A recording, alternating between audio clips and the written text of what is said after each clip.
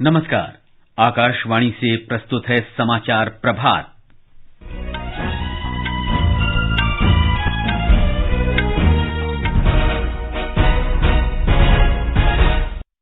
सरकार ने राष्ट्रीय खाद्य सुरक्षा अधिनियम को दिसंबर 2023 तक बढ़ाया। इससे 81 करोड़ से अधिक लोगों को निःशुल्क खाद्यान्न मिलेगा। मंत्रिमंडल ने वन रैंक वन पेंशन योजना में सुधार किया। संशोधित योजना से 25 लाख से अधिक पेंशन धारकों को फायदा होगा। प्रधानमंत्री नरेंद्र मोदी आज गुजरात के राजकोट में श्री स्वामीनारायण गुरुकुल के 75वें अमृत महोत्सव को वीडियो कॉन्फ्रेंस के माध्यम से संबोधित करेंगे। सीबीआई ने वीडियोकॉन ऋण धोखाधड़ी मामले में आईसीआईसीआई बैंक की पूर्व मुख्य कार्यकारी अधिकारी चंदा कोचर और उनके पति दीपक कोचर को गिरफ्तार किया। अमेरिका के राष्ट्रपति जो बाइडेन ने भारतवंशी रिचर्ड वर्मा को विदेश विभाग में शीर्ष राजनयिक पद के लिए नामित किया। और भुवनेश्वर में अगले वर्ष होने वाली हॉकी विश्व कप के लिए 18 सदस्यीय भारतीय पुरुष टीम घोषित। समाचार प्रभात के साथ मैं मुकेश कुमार। केंद्रीय मंत्रिमंडल ने निःशुल्क खाद्यान्न उपलब्ध कराने की सुविधा दिसंबर 2023 तक बढ़ा दी है। उपभोक्ता कार्य, खाद्य और सार्वजनिक वितरण मंत्री पीयूष गोयल ने बताया कि इस पर 2 लाख करोड़ रुपए का अतिरिक्त खर्च आएगा, जिसे केंद्र सरकार वहन करेगी। जो गरीबों को अन्न सुरक्षा दी जाती है, ये अब पूरी तरीके से मुफ्त में लोगों को उपलब्ध कराई जाएगी। देश भर में लगभग 81.35 करोड़ लोग जो खाद्य सुरक्षा के नियम के अनुसार अभी तक पैसे देके सब्सिडाइज फूड ग्रेन लेते थे, अब ये दोनों स्कीम्स को एक प्रकार से जोड़ दिया गया है। मंत्रिमंडल की आर्थिक कार्य समिति ने वर्ष 2023 के लिए खोपरे के न्यूनतम समर्थन मूल्य को भी स्वीकृति दे दी। सूचना और प्रसारण मंत्री अनुराग सिंह ठाकुर ने कहा कि पिछले सत्र की तुलना में मिलिंग खोपरा के लिए न्यूनतम समर्थन मूल्य में 270 रुपए प्रति क्विंटल और बाल खोपरे के लिए 750 रुपए प्रति क्विंटल की वृद्धि की गई है। वर्ष 2023 में नारियल का तेल निकालने के लिए उपयोग में लाई जाने वाली फेयर एवरेज क्वालिटी की मिलिंग कोपरा के लिए 10,860 रुपए प्रति क्विंटल तथा पूजा इत्यादि में उपयोग जाने वाली बॉल कोपरा के लिए 11,750 रुपया प्रति क्विंटल का एमएसपी निर्धारित किया गया है। ये एमएसपी जो है, ये मिलिंग कोपरा की लागत मूल्य से लगभग 52% और बॉल कोपरा के लागत मूल्य से लगभग 64% अधिक है। मंत्रिमंडल ने वन रैंक वन पेंशन योजना के अंतर्गत पूर्व सैनिकों और परिवार पेंशन भोगियों के लिए पेंशन में सुधार किया है। श्री अनुराग सिंह ठाकुर ने बताया कि इस पर प्रतिवर्ष 8,950 करोड़ रुपए खर्च आएगा। संशोधित पेंशन का लाभ 1 जुलाई 2019 से लागू होगा। श्री ठाकुर ने बताया कि बकाये का भुगतान 4 छमाही किस्तों में किया जाएगा। डिफेंस फोर्सेस के कार्मिकों एवं फैमिली पेंशनर्स के लिए one rank one pension scheme को जारी किया था और इसे 1 जुलाई 2014 की तिथि से प्रभावी रूप से लागू किया गया था। उसमें रिवीजन की गई है और इसमें जो 20,60,220 पेंशनर्स को वन रैंक वन पेंशन का लाभ मिलता था, उसके अलावा 1/7/2014 के बाद सेवानिवृत्त होने वाले पर्सनल्स को मिलाकर अब इसकी संख्या 25,13,002 बन जाएगी। सरकार की नीतियों के कारण मौजूदा रबी मौसम में खेती बाड़ी के दायरे में वृद्धि हुई है। कृषि मंत्रालय ने कहा कि मौजूदा रबी मौसम में 620 लाख हेक्टेयर से अधिक क्षेत्र में बुवाई हुई।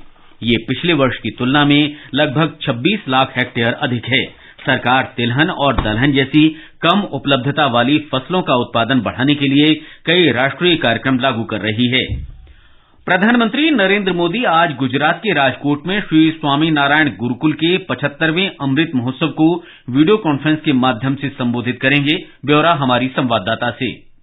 राजकोट के सहजानंद नगर में चल रहे भव्य अमृत महोत्सव समारोह में बड़ी संख्या में आध्यात्मिक नेता, संत और दुनिया भर से आए हुए भक्तगण भाग ले रहे हैं। अमृत महोत्सव समारोह के तहत मेगा ब्लड डोनेशन कैंप और फ्री मेडिकल चेकअप कैंप का भी आयोजन किया गया है। 1948 में श्री धर्म जीवन दास जी स्वामी द्वारा स्थापित श्री स्वामीनारायण गुरुकुल राजकोट संस्थान की आज दुनिया भर में 40 से अधिक शाखाएं हैं। संस्थान 25,000 से अधिक छात्रों को स्कूल, स्नातक और स्नातकोत्तर गुणोत्तर शिक्षा की सुविधा प्रदान करने में सराहनीय कार्य कर रहा है। अपर्णा खुन, आकाशवाणी समाचार, अहमदाबाद।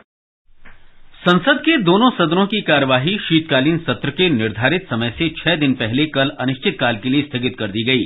लोकसभा अध्यक्ष ओम बिड़ला ने कहा कि सत्र के दौरान सदन की 13 बैठकें हुई। राज्यसभा के सभापति जगदीप धनखड़ ने बताया कि राज्यसभा ने इस दौरान 9 विधेयक वापस लौटाए। सदन में 31 गैर सरकारी विधेयक भी पेश किए गए। संसद का शीतकालीन सत्र 7 दिसंबर को आरंभ हुआ था और इसे 29 दिसंबर तक चलना था। ये समाचार आकाशवाणी से प्रसारित किए जा रहे हैं।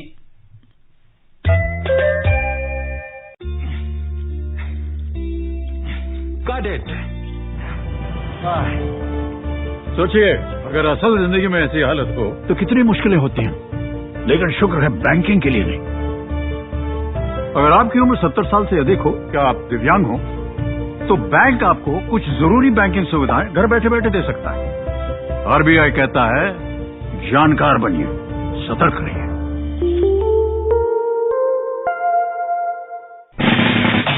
खुजली झटपट दूर करे, जालिम लोशन, वही नाम वही काम, कुछ भी नहीं बदला। चर्म रोगों का दुश्मन जालिम लोशन।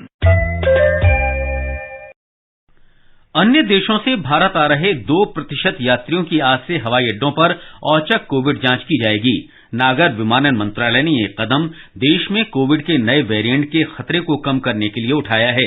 स्वास्थ्य सचिव राजेश भूषण ने नागर विमानन सचिव राजीव बंसल को लिखे पत्र में कहा है कि प्रत्येक फ्लाइट में ऐसे यात्रियों की पहचान संबंधित एयरलाइन द्वारा की जाए और ये ध्यान रखा जाए कि यात्री अलग अलग देशों से हों। ऐसे यात्रियों को सैंपल देने के बाद ही हवाई अड्डे से जाने की अनुमति होगी। इलेक्ट्रॉनिक्स और सूचना प्रौद्योगिकी राज्य मंत्री राजीव चंद्रशेखर ने डिजिटल व्यक्तिगत डेटा संरक्षण विधेयक 2022 पर चर्चा के लिए कल विभिन्न क्षेत्रों के 200 से अधिक प्रतिनिधियों के साथ चर्चा की। विधेयक पर अगले महीने की 2 तारीख तक सार्वजनिक चर्चा की जा सकेगी। श्री चंद्रशेखर ने कहा कि नरेंद्र मोदी सरकार एक ऐसी आधुनिक व्यवस्था कायम करना चाहती है जिससे व्यक्तिगत डेटा के दुरुपयोग को रोका जा सके। केंद्रीय अन्वेषण ब्यूरो सीबीआई ने ऋण धोखाधड़ी मामले में आईसीआईसीआई बैंक की पूर्व मुख्य कार्यकारी अधिकारी चंदा कोचर और उनके पति दीपक कोचर को गिरफ्तार कर लिया है। ये गिरफ्तारी वर्ष 2012 में वीडियोकॉन समूह को आईसीआईसीआई बैंक के स्वीकृत ऋण में धोखाधड़ी और गड़बड़ी के आरोप में की गई है। इससे पहले सीबीआई ने इस मामले में चंदा कोचर, दीपक कोचर, वीडियोकॉन समूह के वेणुगोपाल धूत और अन्य के खिलाफ प्राथमिकी दर्ज की थी। उत्तरी सिक्किम में जिमा में कल एक सड़क दुर्घटना में सेना के 16 जवानों की मृत्यु हो गई। चट्टन से थंगू जा रहा सेना का ट्रक सड़क से फिसल गया। 4 घायल सैनिकों को हवाई मार्ग से निकाला गया है। दुर्घटना में 3 जूनियर कमीशन्ड अधिकारियों और 13 सैनिकों की मृत्यु हो गई। राष्ट्रपति द्रौपदी मुर्मू, उपराष्ट्रपति जगदीप धनखड़, प्रधानमंत्री नरेंद्र मोदी और रक्षा मंत्री राजनाथ सिंह ने सैन्य कर्मियों के परिजनों के प्रति संवेदना व्यक्त की है। केरल के इडुक्की में सबरीमाला के तीर्थयात्रियों को ले जा रही बस दुर्घटना में 8 लोगों की मृत्यु हो गई है और 2 लोगों के घायल होने की खबर है। ये दुर्घटना केरल तमिलनाडु सीमा के निकट इडुक्की के कुमिली में बस के गहरे खड्डे में गिरने से हुई। अमेरिका के राष्ट्रपति जो बाइडेन ने भारतवंशी रिचर्ड वर्मा को विदेश विभाग में शीर्ष राजनयिक पद के लिए नामित किया है। श्री बाइडेन ने उन्हें अमरीकी सीनेट विभाग में प्रबंधन और संसाधन मामलों का विदेश उपमंत्री नियुक्त किया है। श्री वर्मा फिलहाल मुख्य विधिक अधिकारी और मास्टर कार्ड में वैश्विक लोक नीति के प्रमुख हैं। वे ओबामा के कार्यकाल में भारत में अमेरिका के राजदूत और विधायी मामलों के सहायक मंत्री के तौर पर भी अपनी सेवाएं दे चुके हैं। भुवनेश्वर में अगले वर्ष होने वाले हॉकी विश्व कप के लिए 18 सदस्यीय भारतीय पुरुष टीम घोषित कर दी गई है।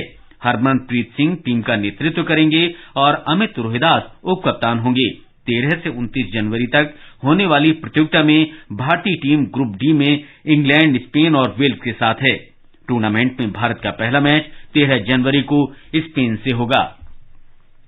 ढाका में भारत के साथ दूसरे और अंतिम क्रिकेट टेस्ट मैच के तीसरे दिन आज बांग्लादेश अपनी दूसरी पारी में बिना किसी नुकसान के 7 रन से आगे खेलेगा। बांग्लादेश भारत से पहली पारी के आधार पर अब भी 80 रन पीछे है। बांग्लादेश ने पहली पारी में 227 रन बनाए थे। भारत ने पहली पारी में 314 रन बनाए। ऋषभ पंत ने 93 और श्रेयस अय्यर ने 87 रन की पारी खेली। राष्ट्रीय स्तर की कबड्डी चैंपियनशिप आज से कर्नाटक के उडुपी में हो रही है। पूर्व प्रधानमंत्री अटल बिहारी वाजपेयी की जयंती के अवसर पर हो रही इस प्रतियोगिता का उद्घाटन खेल मंत्री अनुराग सिंह ठाकुर करेंगे। टूर्नामेंट में विभिन्न राज्यों की 12 टीमें हिस्सा लेंगी। लद्दाखी नववर्ष के अवसर पर आज लद्दाख में प्रसिद्ध सामाजिक धार्मिक त्योहार लोसर मनाया जा रहा है। हमारे संवाददाता ने बताया है कि लोसर त्योहार पर्यटकों के लिए एक बड़ा आकर्षण होता है।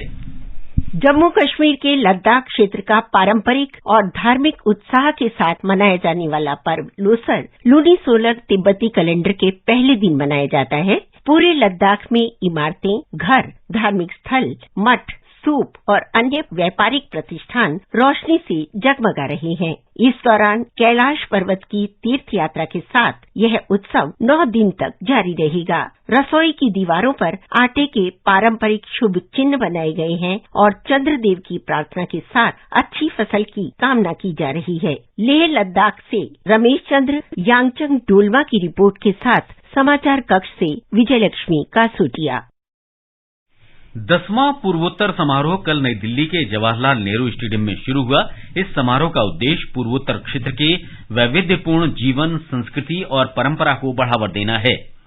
सूक्ष्म, लघु और मध्यम उद्यम मंत्री नारायण ने कहा कि इस आयोजन से पूर्वोत्तर के उद्यमियों और खासकर महिलाओं तथा अनुसूचित जाति जनजाति के उद्यमियों को अपने कौशल, उत्पादों और नए अवसरों को प्रदर्शित करने का अवसर मिलेगा। 4 दिनों तक चलने वाले इस महोत्सव में पूर्वोत्तर राज्य की संस्कृति, भोजन, पर्यटन क्षमता और कला का प्रदर्शन किया जाएगा। इस महोत्सव में 100 से अधिक एमएसएमई कारोबारी भाग ले रहे हैं, जो पूर्वोत्तर के हथकरघा, हस्त निर्मित आभूषण, हस्तशिल्प, कृषि बागवानी उत्पाद और प्रसंस्कृत खाद्य पदार्थ से संबंधित है। इस उत्सव में लोगों को उत्तर पूर्व के कई नृत्य प्रदर्शन देखने को मिलेंगे। इसके अलावा इस महोत्सव में नॉर्थ ईस्ट समेत कई राज्यों के 50 से अधिक फूड स्टॉल लगाए गए हैं। दीपेंद्र कुमार, आकाशवाणी समाचार, दिल्ली। भारतीय विशिष्ट पहचान प्राधिकरण UIDAI ने सरकारी क्षेत्र में डेटा सुरक्षा परिषद की सर्वश्रेष्ठ सुरक्षा पद्धति का पुरस्कार जीता है। नई दिल्ली में 3 दिवसीय वार्षिक सूचना सुरक्षा सम्मेलन के दौरान ये पुरस्कार प्रदान किया गया। और अब समाचार पत्रों की सुर्खियों के साथ हैं निखिल कुमार। धन्यवाद मुकेश। केंद्रीय मंत्रिमंडल के फैसलों की खबर सभी अखबारों में प्रमुखता से है। हिंदुस्तान की सुर्खी है, गरीबों और पूर्व सैनिकों को नए साल पर सौगात।